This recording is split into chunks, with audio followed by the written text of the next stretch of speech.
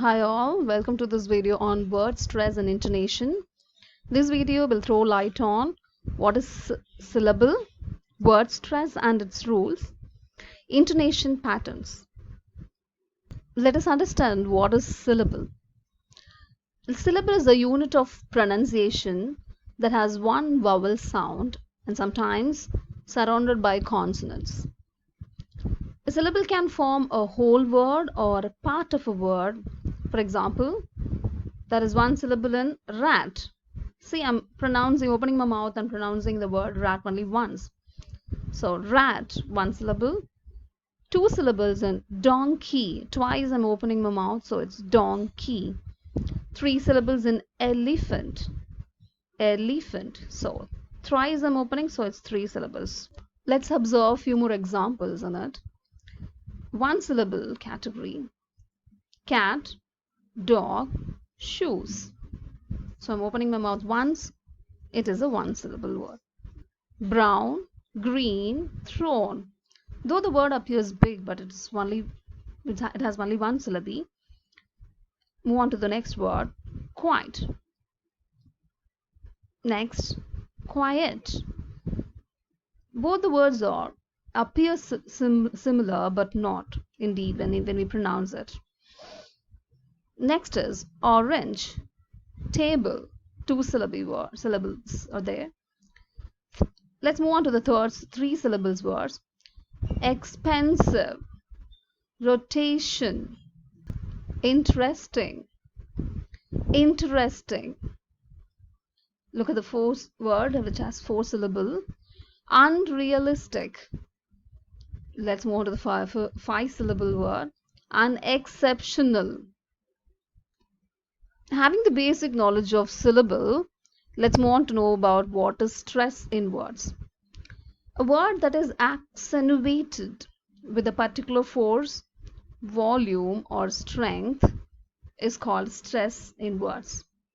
One syllable in a word is accentuated loudly and all other syllables in the same word are pronounced that is accentuated quietly. Let's take three examples, the three words here, but the same word, it has a base of the same word. Photograph, photographer, photographer, photographic, photographic. If you notice it, I read twice in order to re-insist the importance of stress in a word. When I give more tone to it, stress to a particular syllable, then it has become the pronunciation for the particular word. Let's see what are the basic rules that we follow when we stress a word. There are two very basic important rules on word stress. First one is one word, one stress.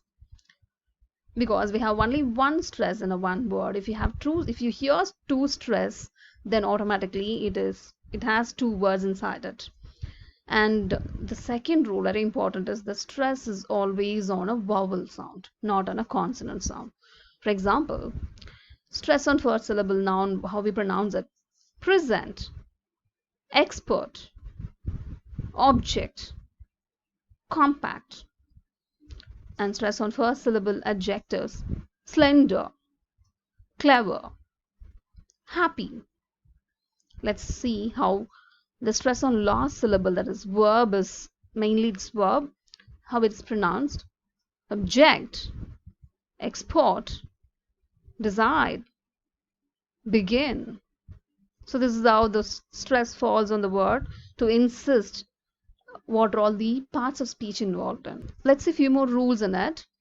How to pronounce when the stress falls on penultimate syllable, that is a word which is second from the end. So there are two syllables here. Graphic, geographic, geologic, television, revelation. Let's see how to pronounce the antepenultimate syllable, that is the third from end. Democracy, dependability, photography, critical, geological. This slide will tell you what is intonation and its patterns. Intonation describes how the voice rises and falls in speech. Previously in stress, we had a voice rise in a word, but here it's in a speech, that's in a sentence. There are three main patterns of intonation in English. They are falling intonation, that a volume falls in a particular word in a speech, a rising intonation, and finally fall rise intonation. Let's have an example of falling intonation first. How it appears. Falling intonation describes how the voice falls on a final stressed syllable of a phrase or a group of words. A falling intonation is very common in WH questions. Let me read it. Where is the nearest post office? Where is the nearest post office? We also use falling intonation when we say something definite or when we want to be very clear about something. I think they are completely lost. I think they are completely lost. Let's see the second pattern. Rising intonation. Rising intonation describes how the voice rises at the end of a sentence. It is used generally in yes or no type of questions. Let me read the example. I hear the healthcare center is expanding. So, is that the new doctor? Are you thirsty? Let me move on to fall rise intonation. Fall rise intonation describes how the voice falls and then rises. We use fall rise intonation at the end of the statements when we are unsure about it or when we want to add something to the content.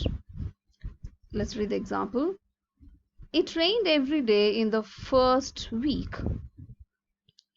It rained every day in the first week. We use when we request information or invite somebody to do or to have something. The intonation pattern makes the question and sound more polite. Let me read the example that sounds more polite. Is this your camera?